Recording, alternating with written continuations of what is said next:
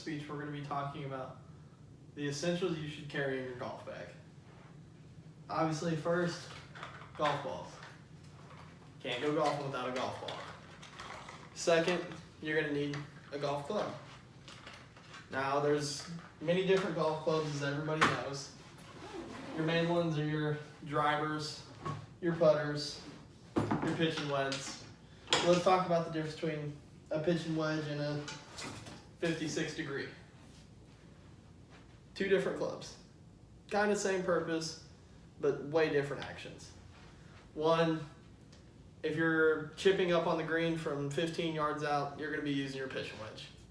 If you're in a sand pit, 3 yards, 15, 24, however many yards from the green, you can use your 56 degree, 60 degree, 30 degree, whatever club you choose to use. As you can see, this one does have more stippling on your face of it. That's going to be for more ball control, depending on how far out you are, how much backspin, area of the green, tightness of the green, what you want that ball to control. Putters. Every putter's different. They all do the same thing. You have different weights, 34 ounce, 24, 16. Any type of different putter. Again, depends on strength of your stroke, depends on tightness of the green, how far you're hitting it, all those different options.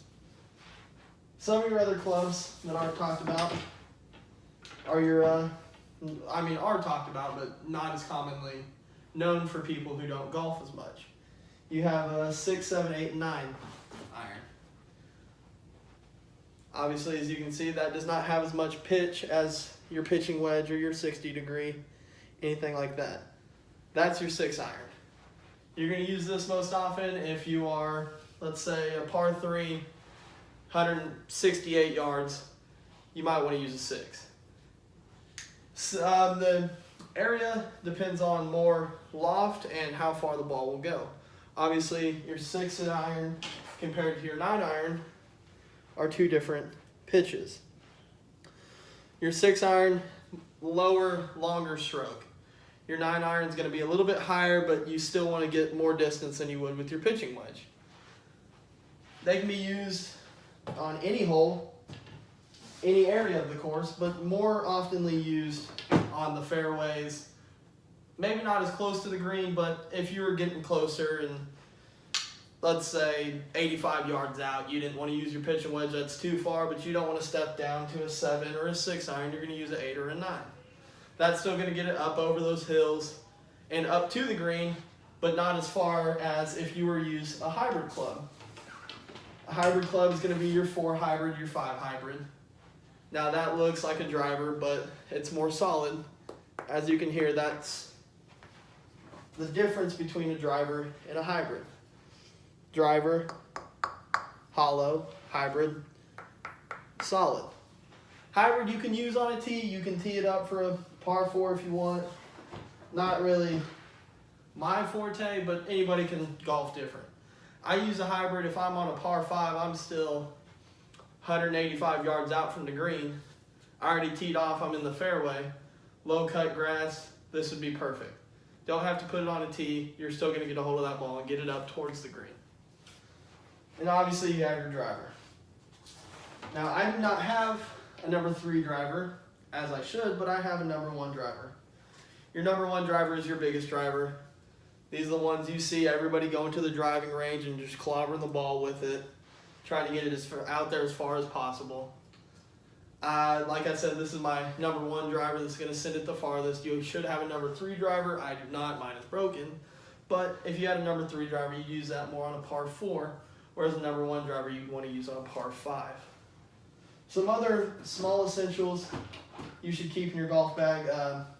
Golf shoes, you don't really keep that in your golf bag, but obviously you need golf shoes to go golfing. It helps a lot with your swing and the foot position. Make sure you don't twist, you don't turn whenever you're teeing up. A glove. Now, for beginning golfers, they would think, if I am right-handed, I'm going to get a right-handed glove. That is not true. If you're right-handed, you want a left-handed glove. For the fact that when you tee up to drive, your left hand is going to be the highest up on the club. That's going to make that your dominant hand, even though you are right-handed, that's going to be the hand that has full control over that club. When you bring that club back, you don't want that club twisting in your hand, you don't want it twisting out, anything like that. That's why the glove is going to be on your non-dominant hand, the one on top, to keep more control over it. Other things you would need for your bag that are pretty uncommon but good to have. They have ball markers. I use a quarter.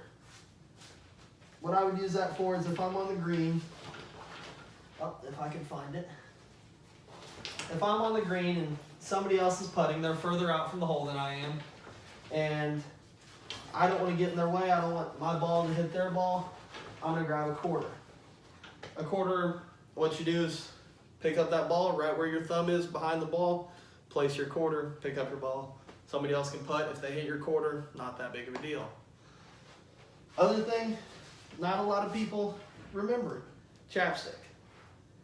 Sunny day, 105 degrees outside, you're in the sun, you're going to come home. If there's wind, your lips are going to be chapped. If there's sunburn, they're going to be burnt. You're going to get blisters. Other things would be golf tees. Golf tees are very useful, obviously, on a golf course. You have two different types of golf tees. You have plastic and you have wood. Wood, just classic old golf tee. Everybody's seen one. If you go to Cracker Barrel, you play games with them. Then you have plastic golf tees. As you can see, those have more prongs on the head of them. That's a taller golf tee. I prefer tall golf tee. I swing higher whenever I tee off. Everybody has a different preference. The only way I can say to get ready is if you are thinking about golfing, buy a beginner set. Go out there, go to the driving range, get a feel for it. See what you do, hit that ball. If it's going one way and you don't want to take golf lessons to practice it, go home, watch YouTube videos. Whatever it is that you're having your problem with, I'm sure you can find a solution to it online. You can learn a lot and you can better advance your golf career.